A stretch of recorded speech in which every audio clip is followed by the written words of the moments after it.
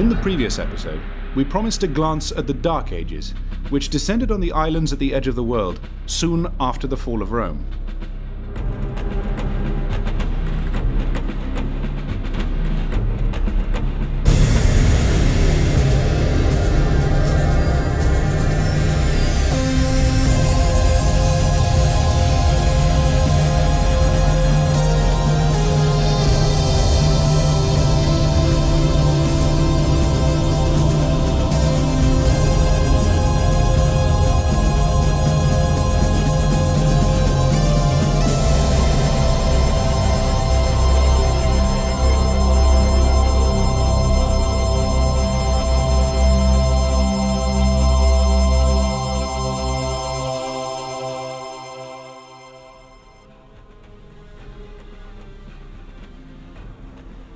Until recently, it was common currency that the fall of the Roman Empire in the West was the start of the Dark Ages, and the reign of King William the Conqueror 750 years later was the end of them in Britain. I don't intend to draw conclusions in this episode, but only to sketch the forbidding clouds that gathered over Western Europe soon after the Roman retreat to Constantinople. The Dark Ages means, foremost, the end of organised government. Written records of events, law codes, treatises on science, medicine, philosophy. There was drama and poetry. To this list might be added building in stone, a single currency, and Christianity. The Dark Ages did not just afflict Britain. It seems to be the view of all the chroniclers at the time, and was picked up much later by Edward Gibbon in his great 18th century work The Decline and Fall of the Roman Empire, which ran into volumes. This became the standard text in the 19th century and influenced generations of historians. But we must be suspicious of chroniclers who were all Christians, for the fall of Rome was a disaster for Christianity, and there was no certainty that the papacy would survive. Until fairly recently, British historians since Edward Gibbon have seen the Dark Ages in the microcosm of Britain, as the French have also seen them through the microcosm of France. 200 years before Bede, the French had Gregory of Tours. His history starts with the creation, of course, but of most value to us is his contemporary account of events in the Frankish kingdom between 574 and 591. Textbooks told us that the fall of Rome occurred in Britain in 410, and the last emperor in Rome was deposed in 476. The barbarian hordes then poured over the borders and had snuffed out Roman civilization by the end of the 5th century. Accounts of the collapse of the Western Empire, today's EU heartland, did not take into proper account the very important fact that the Eastern Empire remained intact, and by the early 500s was expanding again. Germans and Franks had lived along and within Western Roman borders for many years and had served Rome. Many settlers had become Christian, and many of their cousins on the German side of the imperial border were Christian, if deviant Arians to purists in Rome. Some Angles and Saxons must have lived in Britain for decades under Roman rule, although the incomers, led by Hengist and Horsa, were pagans. Many Britons were already Christian, therefore, as were many Gauls. Goths, as Ostro or East Goths in Italy, and Visi or West Goths in Iberia, were also Christian, though Arians. The Roman Empire had been a Christian empire in the West. Most importantly, the popes in Rome survived. Once new Ostrogothic kings seized the reins of government in Italy. They became converts to Roman Christianity. As the language of the marketplace, Latin may have been in decline, but as the language of the educated in the West, it became the lingua franca of Christian civilization for centuries. Modern Italian, French and Spanish, even Romanian, owed much to Latin. Despite the vicissitudes in Western Europe of regime change, the Roman Church kept a torch burning for Roman civilization, and most of its leaders were perspicacious enough to adapt to changed circumstances. Britain, really England as a Roman province, was different from former continental provinces of the empire. The Anglo-Saxons wiped out Roman civilization. there is an archaeological gap of about 200 years between Roman and Anglo-Saxon remains in London. Visigoths and Franks, on the other hand, adapted to the Roman squares and forums they found, and many public places survive in the same town locations in Spain and France 2,000 years later. What the Anglo-Saxons did not destroy, like the Roman hot springs in Bath, they left deserted. The Latin language was also adapted in these countries. Latin only survived in the English church and did not make any sort of re-entry into English until the Normans, who introduced French words. The German warlord Odoacer, who occupied northern Italy, made an alliance with the Roman general Orestes to overthrow the Western emperor Julius Nepos in 475. In return for their support, Odoacer's men would get land in Italy. When Orestes backtracked on the land deal the following year, it will be no surprise to you to learn that Odoacer erupted, we might surmise, and went into a pyroclastic flow. He had himself declared king of Italy by his men. Orestes was captured and executed, and his son Romulus Augustulus deposed, being remembered only as the last emperor of the West. Ever practical, the powerful Eastern Roman or Byzantine emperor Zeno gave Odoacer the high imperial title of patrician and recognized him as king of Italy. Thus, there remained only one emperor in Europe, and he reigned from Constantinople. But he retained prestige in Rome, the old imperial city. In fact, Odoacer was a Christian, an heretical Arian one, but still a Christian. The Roman Senate recognized him as king of Italy and carried out the land deal made originally with Orestes. No doubt Odoacer had the power to terminate the Roman Senate, but he did not do this.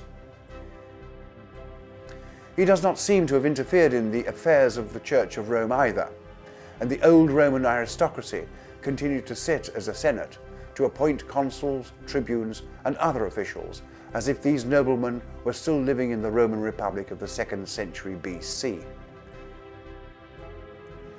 The only organized authority in Rome was the church, in a city that may by then have numbered only 50,000 people. Compare that estimate with the glory days of the Antonine emperors in the 1st century AD, when the population was perhaps 1 million. The papacy would survive and grow because of these aristocrats. Shorn of any real authority outside the city limits, they saw the church as the lifeline for their political future.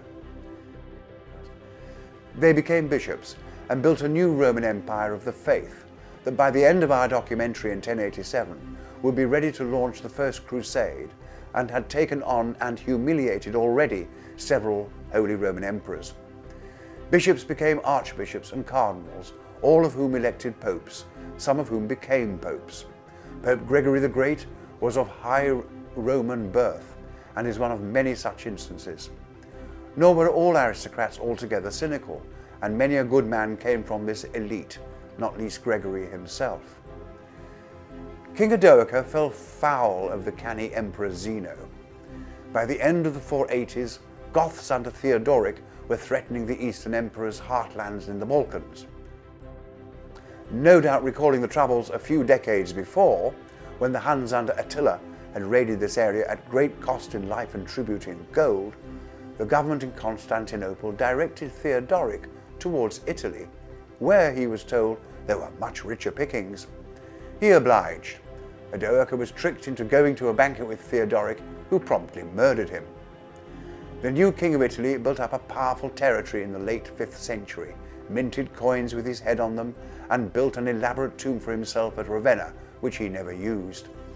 Like Odoacer, he was an Arian Christian, but he protected the Roman Pope. Indeed, Theodoric had been a hostage as a youth of Emperor Zeno, no doubt a very comfortable life at the Constantinople court, where he must have picked up Roman Greek ways and may even have been taught to read and write. Over the next couple of centuries, Arianism was snuffed out in Western Europe and replaced by Roman Orthodoxy. Aristocratic determination had scored a bullseye. Constantinople was the capital of the great empire of the Byzantine Romans in the east, and may have housed a population of 300,000. The emperors were periodically threatened by Huns and Goths, but survived and fostered the Greek Orthodox Church. They protected trade routes, built buildings of great magnificence, and enjoyed a resurgence in the 6th century under the Emperor Justinian. The institutions of government remained strong, laws were made and carried out, courts sat, and taxes were collected for defense and internal security. It was this organized state that enabled the Eastern Emperor to buy off enemies like Attila. Hardly a dark age, if it was somewhat awkward from time to time. The Eastern Empire was greatly attenuated in its Asian provinces during the 7th century, when it lost Syria, Palestine, and Egypt to the conquering Muslims out of Arabia. It was replaced by an Arab dynasty, the Abbasids, descended from Abbas, an uncle of the Prophet Muhammad.